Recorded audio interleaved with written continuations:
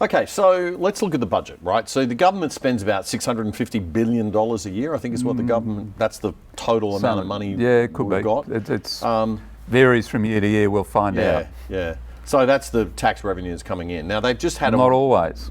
No. So, but they've just had a bit of a windfall this year because of bracket creep, which is the phenomenon that, with inflation and wage rises, more people are falling into higher tax brackets. So taxes are going up, actually, but without them going up, if you know what I mean.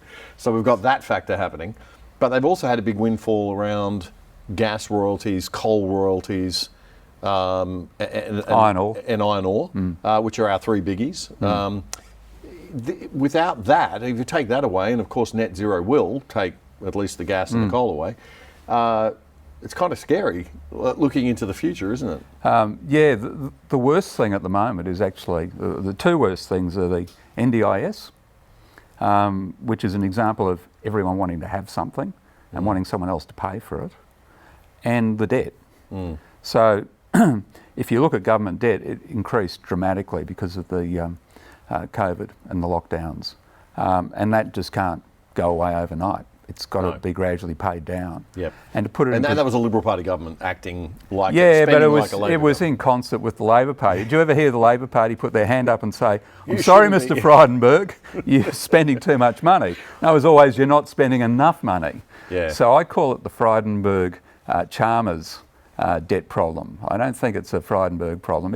It's jointly owned, and it's partly a byproduct of 2008 and the GFC, when Wayne Swan, to whom Chalmers was a sort of sorcerer's apprentice at the time, he was his chief of staff, threw all this money at the economy to get us through the GFC.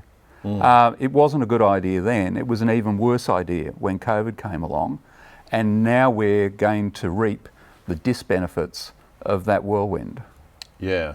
So the debt's pretty big. It's $1 trillion. Well, if you bring in the state debt as well, I think federal's down to about 800 billion. They expect it to be about 900 billion in a couple of years' time. Right. So that's federal debt, and then we've got state debt. We've got Victoria blown out. 160 bill. They're heading to 200.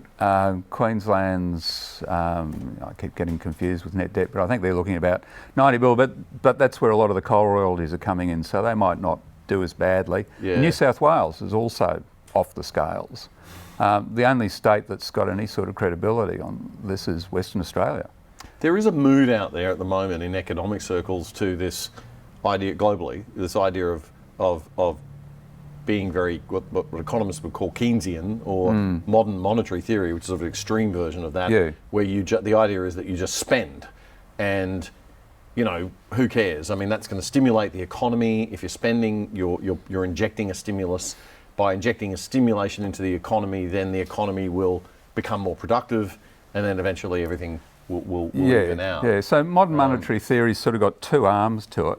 I call it magical monetary theory. Mad monetary theory. Or mad monetary theory. The idea was you could borrow as much as you like. Interest rates are so low because when this debt was incurred, official interest rate was 0.14. So you're a government, really, whether you're spending on something good or bad doesn't matter, because it's not costing you anything and you can sort of gradually reel it back. The problem they've got now is that we're possibly heading to an official interest rate of 4.85, which is just phenomenally higher payments, which is going to bear on the budget. But the other part of the theory was that, well, if there's a bit of inflation, you can fix that by using what they call fiscal means, so upping taxes. Now, what politician in their right mind is going to up taxes? So it was always a bonkers theory. There's no incentive there for raising taxes. And the thing is, it relied on interest rates being wrong.